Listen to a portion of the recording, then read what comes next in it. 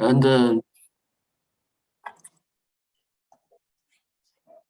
today I'll talk about the task constraint and the fault-tolerant motion planning and control for redundant manipulators. I'm Zhan Li, I'm from the computer science department. So you may see that the manipulators have been widely applied in numerous applications in manufacture and in the medical service. So you will see a lot of such manipulators. They are used to do some assembling, to do some manipulation. So this kind of manipulators, they are with high flexibility and precision and stability. So this picture shows us that is a KUKA EVA robot that we have one in the engineering center in an engineering center, I remember. And second is a surgical robot that is Raven, which is developed by the Washington University in the US. So the manipulators, they have a lot of usage in these areas. And we can find the better ways to operate them to free the heavy labor burden of our people and to facilitate the production process or the service process for our human beings. So what is redundant or redundancy in these manipulators? So redundancy there has two aspects. For example, the first is redundancy in kinematics. So that means the number of degree of freedom, DOF we call it in short term, in joint space that is larger than that in Cartesian space. So the industrial and the medical robots, they are mainly have the high redundancy in kinematics. And another aspect to explain redundancy in robots is that we have a redundancy in dynamics. So that means the number of DOF in actuation level is larger than that in joint space. So you will see that we human are actually have strong redundancy in dynamics because we are over-actuated systems. So the number of the muscles is larger than the number of the joints of our humans. So the robots are often under-actuated or fully actuated systems rather than the over-actuated system because the limitation, there is some limitations on design, weight, and cost for protecting robots. So the redundancy mainly reflect on kinematics instead of dynamics. So you will see that a lot of robots, they are very, they are not so big and they are very flexible. That means they have less actuation system in their whole body system, and but they can do a lot of works very flexibly and because they have a strong redundancy in kinematics. So what are the potential benefits from redundant manipulators? So with the redundant manipulators, we can use extra DOFs for secondary tasks. In addition to finish the primary tasks for motion planning in the end effect level, he can do additional works to simultaneously finish another task programmed by the operators. So another aspect is to tackle with the additional constraints because due to the issues of safety, the redundancy, the redundant robots, they have to limit their workspace, limit their operating space to satisfy some join limits and some task limits in order to finish their operating task safely and elegantly. So this is as a potential benefits for redundant manipulators. And the third issue is that they can achieve better tolerant ability. So that means when some actuator system, they may have some errors and they cannot accurate the joints well, and the joint may have their weakness to track the reference by the computation from the central control system. So the redundant robots, because it has redundancy in them, they can they have sufficient joints to, or sufficient DOF to keep the same manipulation ability as the normal one. So this is the third aspect. And the fourth, that if we can use some sparsity-based method, we can make the energy variations of the robots quite small, and with this less energy variations, we can save some energy for the robots, because we do not need to actuate all the joints of redundant manipulators in the high level. So that's the four main aspects of for the potential benefits of redundant manipulators. Of course, if we have multiple redundant manipulators, we can achieve better advantages. So I will talk about how to model manipulators. Firstly, we need to establish the forward kinematics of redundant manipulators. So the forward kinematic modeling will involve the end effect position or orientation, and the joint angle of the redundant manipulators. So they will form a non-linear mapping, and this relationship is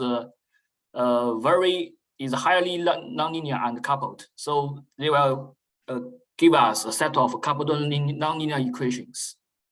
So to establish such forward kinematics, we can use the DH table of the robot. When we produced a robot, we can have the X coordinate system for the redundant robots, and we can establish the joint DH table according to the coordinate system. And we can use the train rule to get the forward kinematic equations. So after we have already established the forward kinematics equations, we try to get the inverse solution, because we want the end effects of the redundant manipulators to satisfy our target to track desired trajectories in the 3D space. So the end effect orientation or position is what we want to achieve. So under these assumptions, we need to solve these non-linear equations inversely to get the desired joint angle, so that the joint angle will be used as a reference for the actuator system to track. So, but this solution is not so easy to get, because there is strong coupled nonlinearity in this inverse kinematic solution. So it's very difficult or even impossible to get the general solutions analytically in the joint angle level. So in this case, although we can solve to get some special solution of the inverse kinematics, and this solution often neglect physical or task constraints, such as joint limits, joint velocity limits, or even joint acceleration limits. And for the specific tasks, it will neglect the sub-workspace limits as well. The way is to convert the original solution in a position or angle level to a velocity level by involving Jacobian matrix. Here is the J. So we transfer the forward kinematics into the differential kinematics, and then we just know how to get to compute the Jacobian matrix, and we can try to solve the inverse, the pseudo inverse of the Jacobian matrix, and get the desired joint velocity from the desired joint and effect velocity or orientation velocity, and then we can get the desired joint velocity. So why we use this way to transfer to the original nonlinear solution to the linear solution? Because it can ease the solution, because we have very mature solutions for linear equation problem solving or linear problem solving. So there is a conventional solution that is in the velocity level. So that is called the pseudo inverse based methods, but it has some limitations. So it will not consider the constraints, and it will not make use of the redundancy. So this solution is not so optimal, although we can directly solve the pseudo inverse of the Jacobian matrix to get the desired joint angle velocity, and then integrate it to get the desired joint angle. So in this talk, we propose optimization aspect. So we try to construct an optimization paradigm that can guarantee the non-optimal solution, since multiple solutions may exist owing to redundancy. So this is our general optimization formulation in this in the velocity level. And we try to construct an objective function. So that is the convex objective function on joint velocity level. So this convex objective function, we can use some LP norm form to represent the kinematic energy profile. So why we choose the convex objective function in this LP norm form? Because it can help us to better construct the Lagrange function to get the KKT conditions. So this is the first part of the optimization, and the last part is the constraints. So we need to involve the constraints in this optimization, and we will consider equality and inequality constraints also on joint velocity. Firstly, we must involve the basic constraint, that is the differential kinematics. So with this, we can guarantee our end effect can track the desired trajectory well or accurately. Besides, in addition to this, in the second, we can involve the physical constraints, that is the joint angle or joint velocity or joint acceleration limits. So this can guarantee the safety of the manipulation during the motion control process. And the third is that if we still have enough redundancy in this system, we can involve some task constraints, such as to make the robots, they can do some repetitive motion, or even the RCM operations.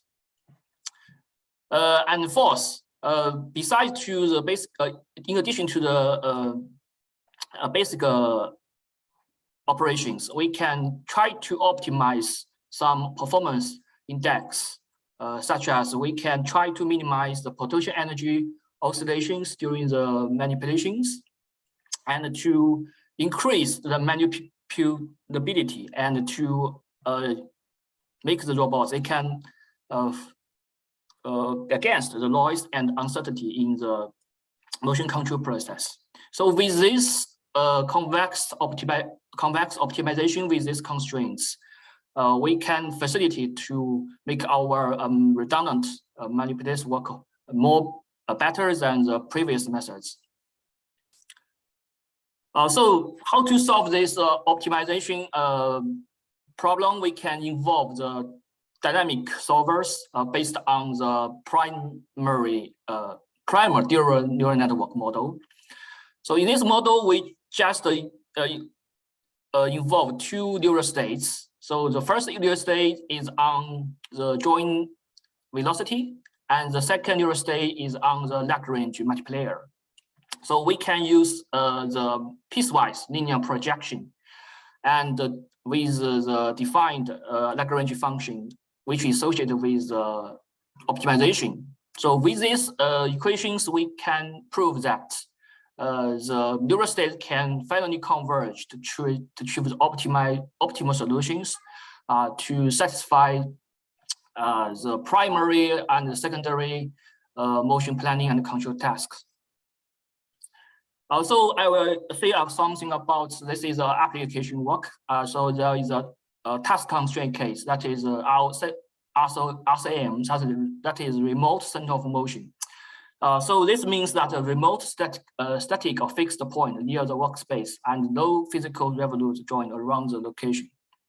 So RCM is the key to minimally invasive manipulation or surgery. So with this RCM task, the manipulator need to make some joints or make some manipulator graphs or tool to have some points in to fix at a location or position during the manipulation process. So this is a constraint to ensure the safety, to ensure the minimal invasion. So for this, we can construct the optimization model, and we involve the constraints. So the constraints, they need to satisfy the overall differential kinematics, and he also need to satisfy the partial differential kinematics. And for the RCM operations, the RCM point RP, he need to to make the point fixed at a static point. So there is another equality constraint. So according to these constraints, and we propose the following optimization problems for these RCM-based situations. So this is our optimization. And we establish a convex function that is involved the joint velocities and the modulation parameter K. So all of them are in the joint velocity level. And by solving these optimization problems with the prime dual neural networks, we can get a solution to make the RCM point RP to keep as a fixed point. And this is our tracking performance. And for the 4 different types of trajectory for the end effect. So the end effect can track the desired trajectory well and keep the RCM point RP in a fixed position. So that means there is only a very small hole for the invasive manipulations. And the second application we have done is on the fault-tolerant case. So in some situations, the joint of the manipulator, they may feel lock and freeze in its control process. So the joint velocity will suddenly become 0. And you will see that some joint velocities will become 0 and will not recover the original or the planned velocity. So in this situation, we may feel a risk that the manipulators may not fulfill the original task as we planned. So in this situation, we try to optimize the optimization problem for this fault-tolerant motion planning is like this. So that we try to minimize the 2 norm of the joint velocity and involve the differential kinematics in the constraints. And we construct the fault-tolerant solution sets as well. So this is additional constraints for the fault-tolerant ability. So this is the results on experiment. So you will see that there will 3 joints will encounter failures. That is join 3 and join 6 and join 7. So the join 3 will encounter join failure after about 50 time samplings, and the join 6 will encounter failures after about 100 joins time samplings. And the join 7, it will encounter join failures in the early stage. So with this method, we can still achieve our original planning task. So the robot it can still draw a circle in the plane.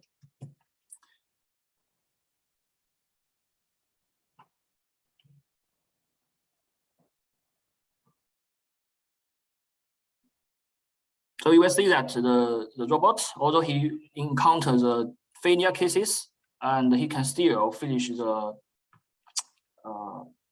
task as we planned.